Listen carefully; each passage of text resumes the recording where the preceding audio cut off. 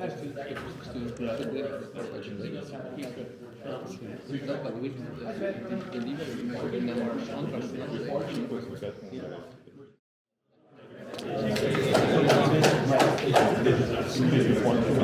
right, welcome everybody to this Life in Quantum seminar. We are very fortunate today to have our very own Morten, despite being hardly on paternity leave. I'll make an exception for a nice talk. So thanks a lot, Morten, for joining in. Today's topic is about superconducting qubits and benchmarking them on millisecond timescales. So please, Morten. It's a pleasure to be here today and tell you about some of the work from our superconducting qubit activities, part of the superconducting qubit activities at NQCP. We are the Squid Lab, also known as superconducting control readout. So the plan for the next 50-ish minutes is I would like to tell you very, very briefly about NQCP. Most of us here, I see a lot of key hangers, so most of us know about NQCP, so I'll go a little fast for that, but just to give a sense of the work, I'll tell you where does that fit in to the big scheme of the center that we're in. So a little bit about how we're calibrating modern superconducting quantum processors, what's the state of the art today, and then 2 recent results from our team on adaptive decay estimation and calibration and control on millisecond timescales. And then finally, just for fun, you can think of it like a little dessert. I brought a little extra in terms of other interesting activities going on in our team that have yet to appear on the archive or are just about to. Okay, so let me just briefly give a flyover of the program. We are a mission-driven program enabling the development of quantum computing for life and material science applications. We are sitting here over at NQCP. A big part of the program is the Quantum Foundry, all of it supported by the Novo Nordisk Foundation. Here is an overview. This is a rapidly evolving slide, so if there's anyone in the audience whose face is not up on the slide, I'm sorry about that. I tried to update it, but we are a team, many teams, including theory, simulation data, applications, algorithms, several different hardware platforms, hybrid quantum systems linking different platforms, a large material and qubit characterization effort, and finally a very large fabrication, chip manufacturing facility also here at NQCP. So I mentioned we are working on 4 different hardware platforms: string qubits, which is right there, superconducting qubits, myself and Shingo and Carl here in the audience, neutral atoms, Stefan, and photonic qubits, Stefano and Peter. All of this is tied together through a company called the Quantum Foundry, which is a kind of integrated chip fabrication, assembly, and packaging facility. And I have been allowed to show this image. I guess most of us know this image since most of us are part of NQCP here. But nonetheless, here is an image of the Quantum Foundry as of some time ago. These are 3 humongous UHV chambers, all linked by these robotic UHV arms that can ship chips and wafers back and forth. And the idea here is to build advanced UHV microfab tools to enable ultra-high purity and precision in quantum device fabrication. Here's some early cool proof of principle, atomic precision deposition, some cool early fabrication techniques for large multi-scale processors, and ultimately some early ideas for packaging and assembly. Okay, so now the work I'll tell you about has really happened over in this little corner of our big program. All right, so let me briefly tell you what does characterization and calibration of superconducting qubits look like today at scale. Here is a PowerPoint quantum computer. These are super easy to make. You just put the dots in PowerPoint and look like this, and you can impress whoever you would like to impress. But to be more concrete, this gray section is the part of the so-called rotated surface code that Google used to demonstrate exponential suppression of errors as they increase the size of a qubit. To the best of my knowledge, this is the largest quantum computer platform that has been demonstrated in some, let's say, coherent fashion to do something beyond sampling random numbers. Okay. So just to give you a sense, that's what that patch looks like. It's about 100 qubits in this patch. What I find very fascinating is if you look at this paper and many others, you will find that a significant amount of energy is still spent at the level of 2 qubits. So here I highlight those 2 kind of random qubits in my drawing. These are qubits. These are coupling elements of whatever type you would like to imagine the qubits being coupled with. So the qubits themselves, they have properties, single qubit properties. They have readout and single qubit gates. And the 2 qubits have 2 qubit properties, essentially 2 qubit gates. And a lot of the work today still happens at the scale of calibrating and controlling pairs of qubits. Now, of course, at larger scales, there are additional constraints. It only gets harder. But the bulk of the work is still advanced physics happening at the scale of qubit-qubit coupling mechanisms. Okay, so we like to think about something that's typically called a fidelity or a gate fidelity. You can think of it like a quality. I'll be kind of informal here. Fidelity is a little bit of a dragon, but let's just think of it like quality. And basically, the quality goes down with two factors. One is called the incoherent errors, and the other is called the coherent errors. And they're two very, very different contributions. So incoherent errors, you can think of them kind of like how long did it take to do whatever operations you were doing, divided by T1 of that qubit, roughly speaking. There's an approximate sign there that's doing a lot of heavy lifting in this equation, but nonetheless, you can just kind of think of it, the faster your gate, the less incoherent errors you have. On the other hand, coherent errors are the errors where you try to do some rotation or some operation, but you didn't do the one you intended to do, right? So you twiddled data, that was what you actually did, and you tried to do UG. In fact, this is a famous equation, by the way, from an old paper by Klaus. I feel bad for neglecting the references here, but this goes back to a beautiful PL paper from Klaus some years ago. It basically just says, you were trying to do that rotation, you ended up doing that rotation, and here's how we count the difference between them. Okay. Now, you could say, well, incoherent errors, they should be somehow easy to fix, right?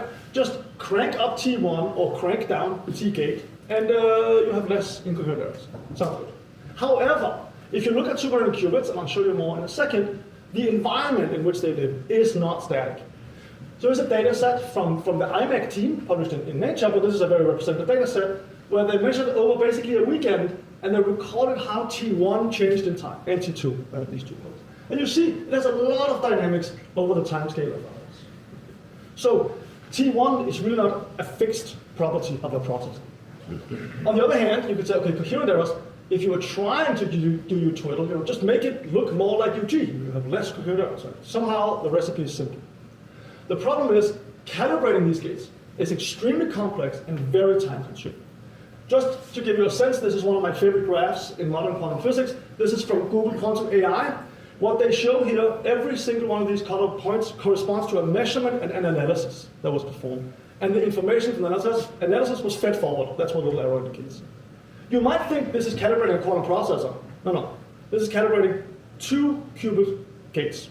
A single 2 qubit gate, like I guess I removed the little icon, but these are just 2 qubits getting calibrated. That's what state of the art looks like. These are all logic sequences. These are different types of measurements, different types of analysis, running in this beautifully choreographed way. There's a famous point here that these 3 points right here was an entire PhD thesis in John Martinez's lab. I came from a story from that scene. Okay, very good. So the work I would like to tell you about today from our team is both about understanding and pushing the limits of this, what happens to T1 as a function of time, the plot dynamics in that picture. And on the other hand is some recent work on controlling qubits, superconducting qubits specifically, on timescales that are a couple of orders of magnitude faster than anyone has ever reported before. All right, so let's start by talking about this adaptive decay estimation idea. Okay, so here's the data that I showed you before. Here's another data set of Shingo-san from his postdoc.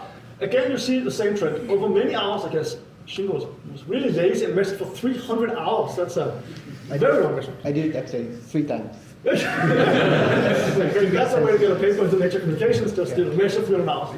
But the physics are the same. T1 is jumping around here as a function of time. You can look at a beautiful paper from Chandler's and a paper from the Google team. They all show qualitatively the same thing. T1 is changing as a function of time.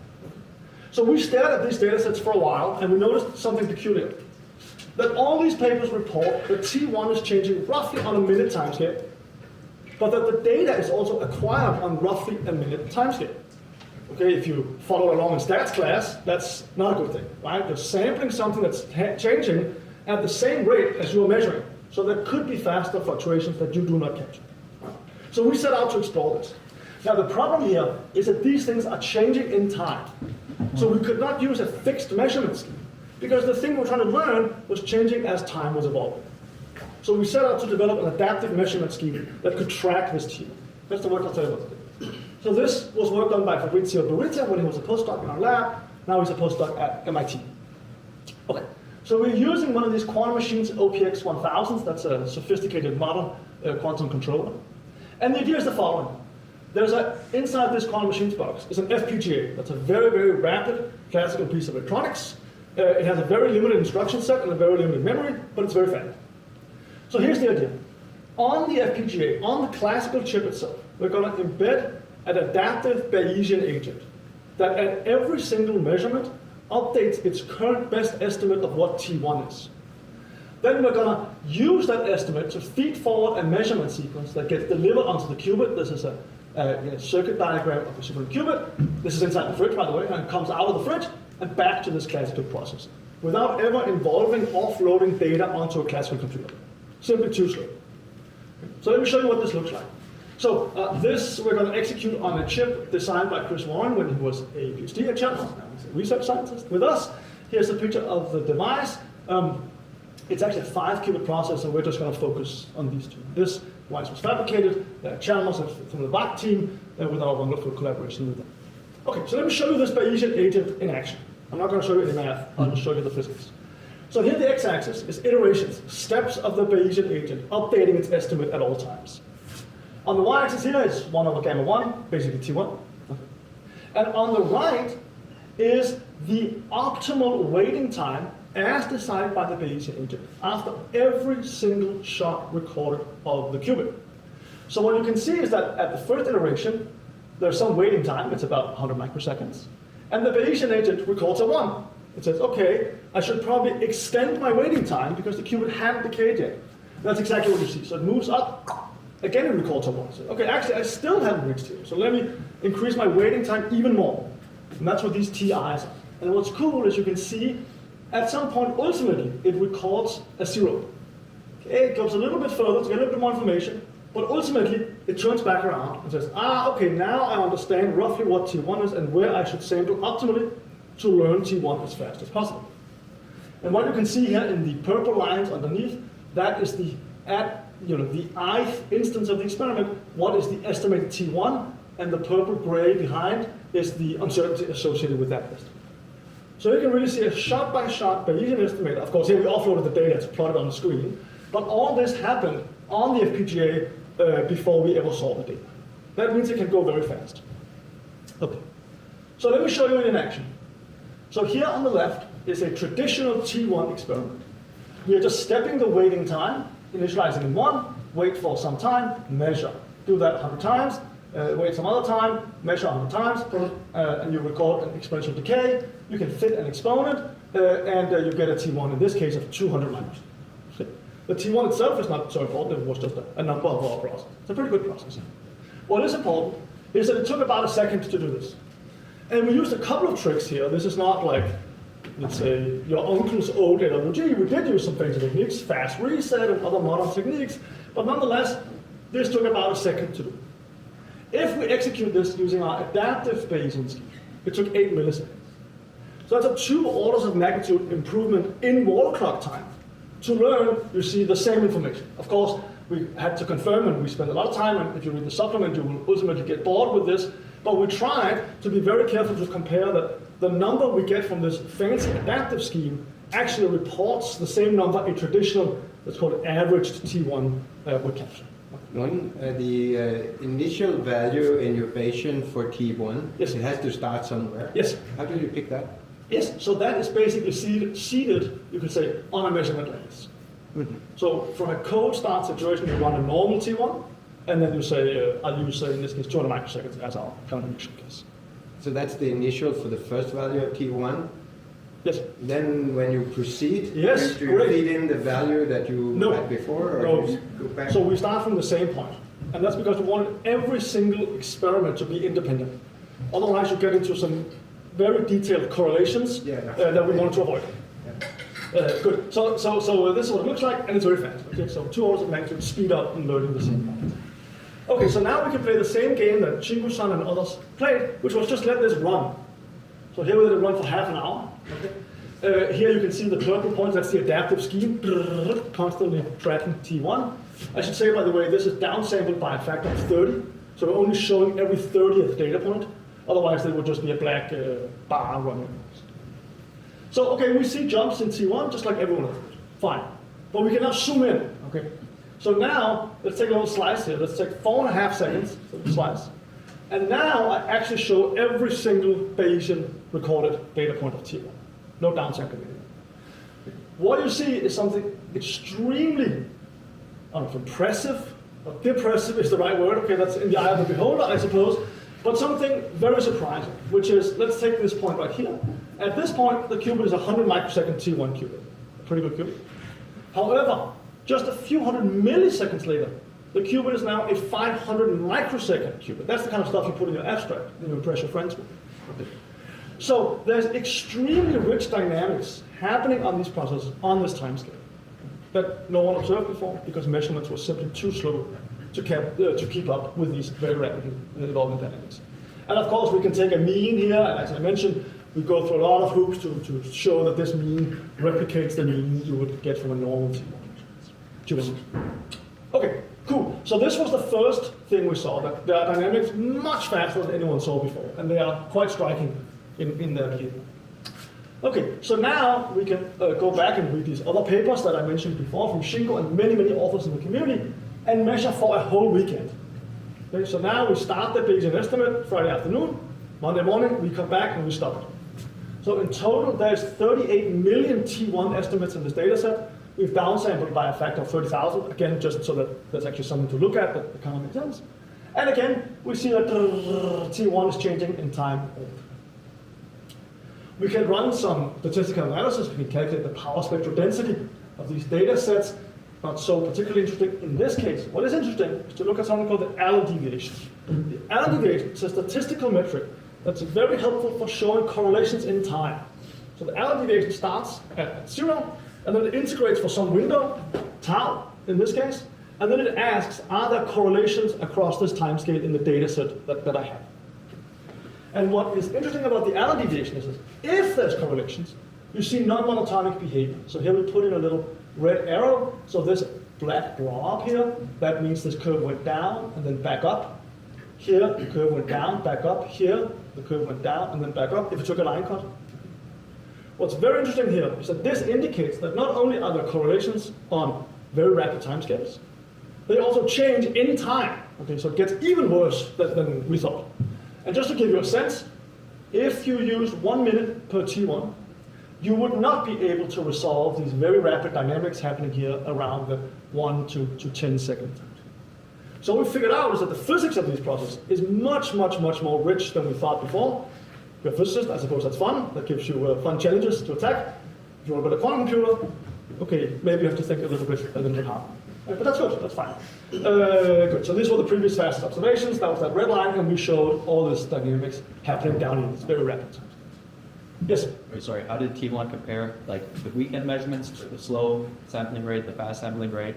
So the average is the same. Okay. Yeah. I don't think we did not interleave the linear, as we call it, T1 measurement over the weekend. We did that a bunch of other times and found that they consistently show the same thing when it comes to error bars. Yeah. So at this point with this data, we kind of felt confident that the average of the rapid Bayesian measures the same or reports the same, you could say, as a traditional T1.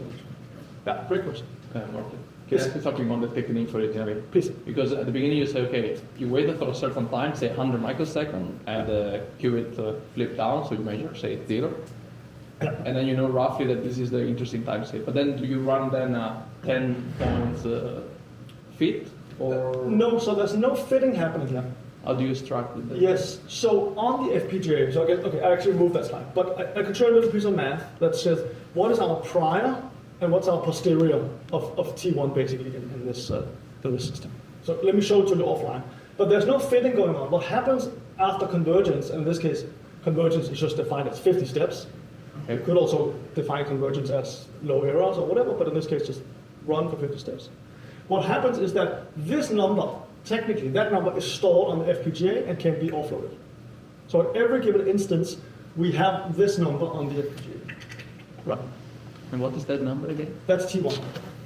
Or the estimate of T1 at the ith execution of the experiment. With how many shots? One. One shot. Okay. Yes. So you're really seeing here 50 shots, 50 single shots used to estimate T1. Yes? Good, great point. So each of these points is one measurement. No averaging going on. Otherwise it would be too slow. Great, thanks. Can I ask another question? Please. So the underlying physical process that gives you is it like two-level systems, or is it like speed? But because here you can see this decay at 10 to the minus 1. Yes. Yeah. No one knows, right? So we all just, and we certainly don't propose to answer that with this paper. So if you went much faster, so let's say now you go 100 microseconds instead, would you be able to, what level what speed would you require to be size? So there's two things going. So first, what is the physics of this? We don't know, right? And so everyone's doing qubits is there are TLS and interfaces, and then they shut up and move on, right? So it's now a challenge to understand how general are these rapid observations, right? Rapid fluctuations. Do they also happen when we fabricate on silicon? Sapphire. Great question. We don't know. Do they also happen if you make it with niobium? We don't know. So all the physics of these TLSs, these fluctuations, are not known. Now, there's many good models out there. In fact, I'll say that Kim and Klaus, together with Victoria, is working on developing one such model that can maybe describe some of these dynamics and attribute them to, for example, a bath of TLSs coupled to a single TLS strongly coupled to the qubit, and you can cook up more and more advanced models. And the speed is enough to resolve that. So, the speed is enough to resolve these fluctuations. Now, could there be faster fluctuations, which is really important? So, you can sit down with a piece of paper and ask yourself, how fast is it ever possible to learn T1 to a given uncertainty, right? It's an exponential function. It's almost classical statistics, right? Exponential function, and you have to now learn that decay rate. How fast could you possibly do that? And we call that the frequentist, or the fundamental limit. Thanks to Klaus for giving us a master class on that some weird afternoon. It's in the supplement, by the way, of this paper. And I can tell you here we are about a factor of, I believe it's 6 off from the fundamental limit. That's Heisenberg. I wouldn't know, it's not Heisenberg, it's just classical sampling from an exponential distribution. There's no quantum physics there, actually. Of course, in practice there will be the span errors and so on, but at the surface level, there's just an exponential, and you're trying to learn that as fast as possible, and you only have access to 0 things. So Jacob has some really beautiful math together with Sven that you can take a look at if you want. Okay, there's some, let me skip this, but basically just to say that if we have a noise model that includes Lorentzian, 1 over f white noise, we can quite accurately describe our data. And we find that the contribution from these different noise sources changes as a function of time, unfortunately. Okay. Just want to show you that. For the super nerds in the room, let me give a technical point that we're really proud about. If you look at the white noise contribution, that's the gray line right there, that's the amplitude of the white noise in our fit, you will notice that tracks this purple line extremely well. What is the purple line? The purple line is our uncertainty in the estimate of T1. To me, that's extremely beautiful. We are only limited by white noise in our fit. That's the only thing setting the bar for how well we can know T1. That's a pretty nice feature. Yes?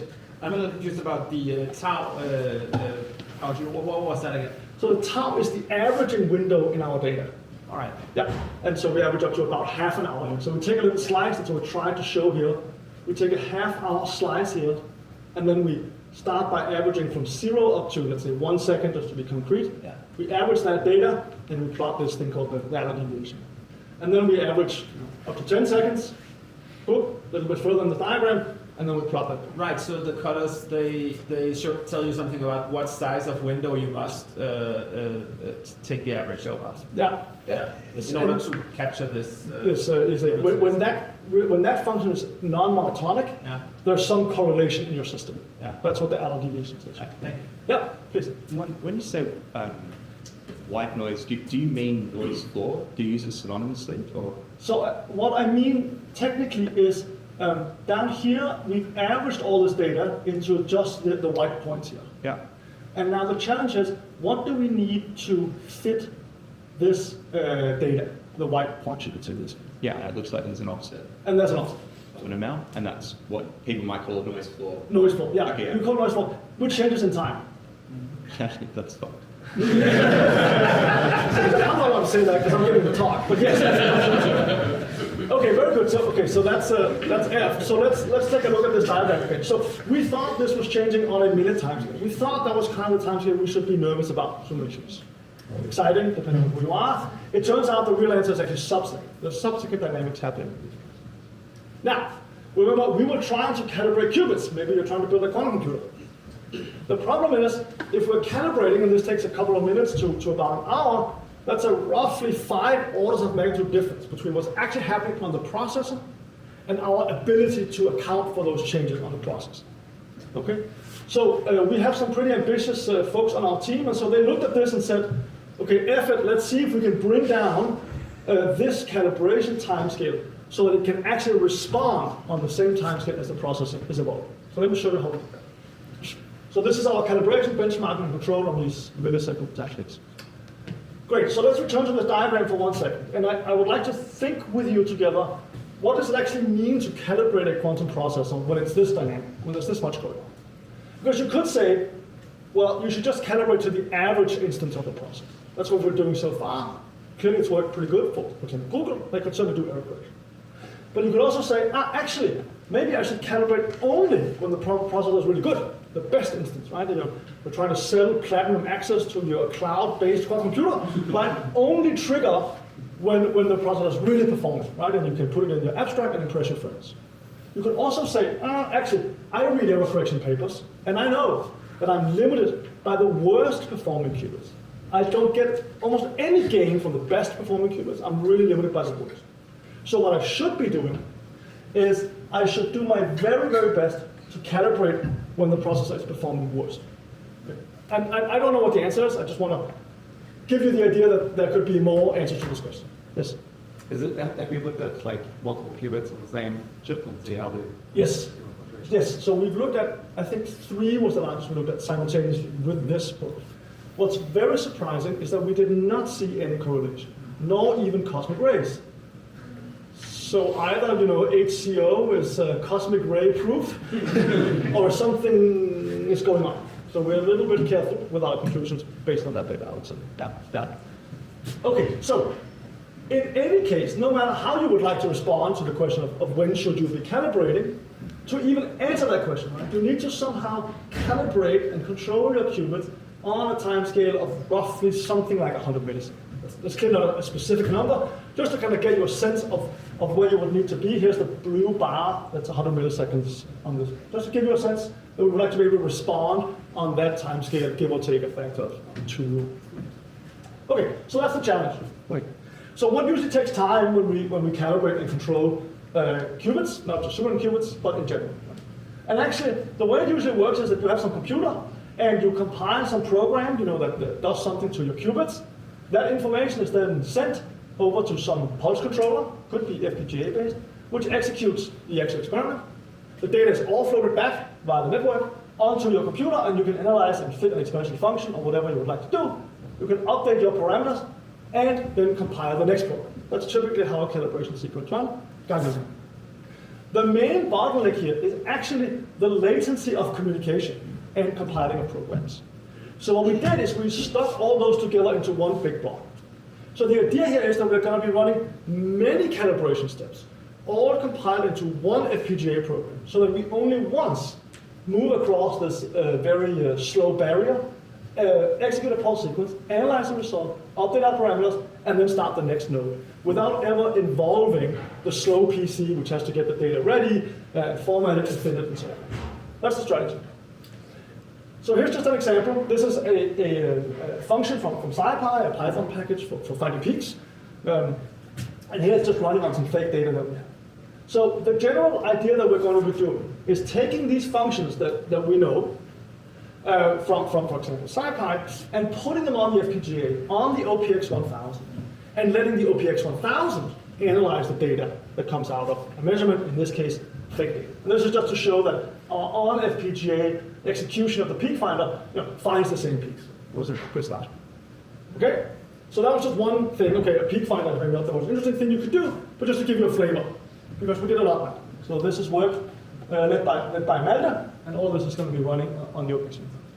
So we built a lot of math functions, running means, variance, means, mods, and more. We can do full matrix notation of the FPGA, so we can do matrix products. We have sorting algorithms, which you need for fitting, in case you didn't know. We've built a bunch of minimizers on the FPGA, Nelder Mead, a very popular one, similar needing, golden section search, CMAES. And these all enable that we can, on the FPGA, fit data without ever offloading to the CPU. We've also built a bunch of filtering and discriminators, the peak finder I mentioned before, an in-state discriminator, something called a C-score filter, and a function that takes a neural network and puts it on the FPGA. A small one though, because we are very memory constrained. Okay, and then we have some adaptive techniques that let us, based on the measurements already taken, where should we sample next? A nice way to reduce our measurement overhead. And finally, we've developed, so this is, you can say, sophisticated software engineering. We've also developed some new ways of sampling very, very efficiently, because the FPGA itself does not have a lot of memory, so you can't load a big 2D map and then go find the minimum. That's simply not compatible with how FPGA works. So we had to cook up some new schemes for measuring very, very efficiently and extracting information from very, very little data. I should say, by the way, for example, this curve over here, we are able to extract an exponential decay using just 3 measurements. We thought that was very clever. I think it is very clever. Rune is the mastermind behind it. We thought about patenting this algorithm. Turns out NASA did this in a technical paper from the 90s about launching rockets, because they were also in a data sparse environment. Okay, so Rune, your algorithm cannot be patented. NASA already did it. Okay, fair enough. So let me show you just this thing in action. Okay, so here is a processor fabricated here at NQCP by our wonderful fabrication team, designed by Chris. These are 12 qubits laid out in this grid. This processor is designed for testing in weight 4 and weight 2 with repetition codes. But for now, we're just going to focus on 1 qubit, which is kind of an average qubit on this process. Here is a normal T1 measurement. Maybe you're sick of T1s, I'll stop in a second, but a normal T1 measurement where some information goes from the computer onto the measurement hardware, goes back, and then you can plot on your screen a nice curve, and you can fit T1 and take T1 is some 20 microseconds. And in this case, things got a little bit better, so we're doing this in about a quarter of a second using none of our fancy techniques. This is just kind of, if you think a little bit and you use an OPX, you can do this. However, we would like to do this in a much more efficient way, because there's a lot of data, and we're running a fitter. And a fitter implies running some minimizer, which takes time. You have to converge. So we would like to get out of that. So instead what we're doing is we introduce this notion of something we call the analytical decay estimation routine. And the idea is the following. We're going to be sampling only 3 points along this curve. And then using a fairly elegant little piece of math about exponential functions, we're able to extract the decay parameter from just these 3 points. No fitter is run for this data. Here's the math for those interested. I'm not going to walk through it, but it's a very neat trick that Rune together with Nelder figured out, that if you measure at 3 highly specifically chosen points, it satisfies, we say, a little kind of an equation constraint that you can inverse and get T1, in this case gamma 1, by just measuring these. That is extremely fast. It's a 10 millisecond protocol to execute on the FPGA. Okay. So when we calibrate quantum processors, it involves many steps. I showed you this famous graph of Google with all the nodes going on. And of course, for these techniques to be relevant, we need to show that many of these nodes can be executed using these types of techniques and can be very fast. So I'm not going to go through all the physics of this slide, but I'm going to give you a sense of what this looks like in practice. So typically, we have to optimize our readout. The color bar here is something called signal-to-noise ratio. You want that to be as high as possible. It basically means that you can discern a 0 and a 1 with as high probability as possible. That's what. For superqubits, we typically sweep a frequency and an amplitude of a readout drive, and we try to find the optimum in this 2D map.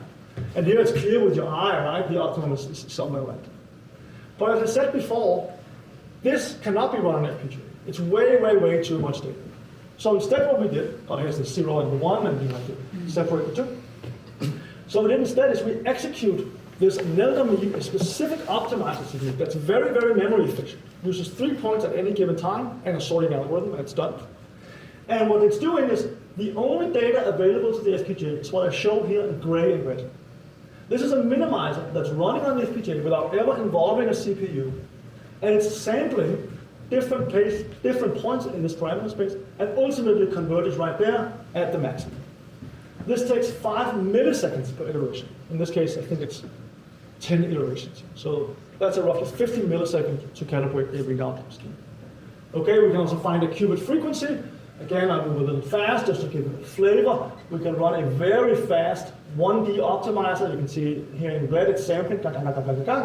And this means that we have a boatload of data that are going to analyze and understand what is going on with these TLSs and are there correlations that other people have missed simply because they were unable to get this data very, very, very rapidly back to back to back. This is the modeling here is happening, as I mentioned, by Victoria. I keep looking at this, and the data is pointing. So another thing we're doing is we're really trying to push these feed-forward adaptive protocols. So we can now go and read these beautiful quantum foundations papers. Now, for example, how do we learn an unknown quantum state as fast as possible in an information field exercise? Okay, the answer to the papers will tell you is something called adaptive Bayesian model. Now, what's cool is that it's a protocol in which you learn a little bit about the state you're trying to find. Then you update where to measure next to learn the most. Right? We've been able to put this entire logic onto the FPGA and run this Bayesian optimizer. Now, not just in the one-dimensional case of waiting for a T1, but in the two-dimensional case of choosing optimal measurement axes. Okay? So this technique called robust phase estimation is a mathematically rigorous scheme for how to learn those angles to arbitrary precision. It involves some fairly sophisticated math called consistency checks, which we've been able to also put on the FPGA, so that we can now run robust phase estimation in an adaptive fashion. So the protocol itself says, stop, something went wrong, basically with the math. This gives a dramatic speed up in terms of time. Here we're running that on 5 qubits at the same time and learning these angles that are off, and one of them was really off. But this is real data running this kind of scheme, at least the proof of principle one on the FPGA, not using, I should say, adaptive stuff. Okay, so we are finishing up a number of papers where we're really exercising this large scale, in our case 5 qubit level control. So here's a paper that we're wrapping up. This is led by Johan. And again, we're using this 5 qubit processor. And what we would like to be able to do is that what many teams have found is that there are spurious couplings between your qubits. You design your qubit on a piece of paper, or in the CAD program, it looks very nice. You put it in the fridge or in whatever your control system, and you find that when you control that qubit over there, there's a weird crosstalk to that qubit over there. That's a huge problem for large quantum processor program. And so what we would like is to develop a scheme that lets us kind of hands-free determine what kind of correlations exist on my process. This is a very memory-intensive protocol. It involves a lot of fairly sophisticated classical statistics. We're using a log likelihood function here, where we can do a gradient optimization and a backward pass to optimize for a given model. There's a lot of beautiful data here. Here we are traversing a parameter landscape of 1 million parameters or something like that. 40,000. 40,000, not 1 million, 40,000. Morten, we already have some questions, but there's a little time for a few more. I can really get us started. If you could ask quantum machines to build the next version of GOPX, what's the limiting factor and what do you hope for in the next generation? So the first thing we hope for is that the price per line goes down. That's number one, but that's a trivial answer.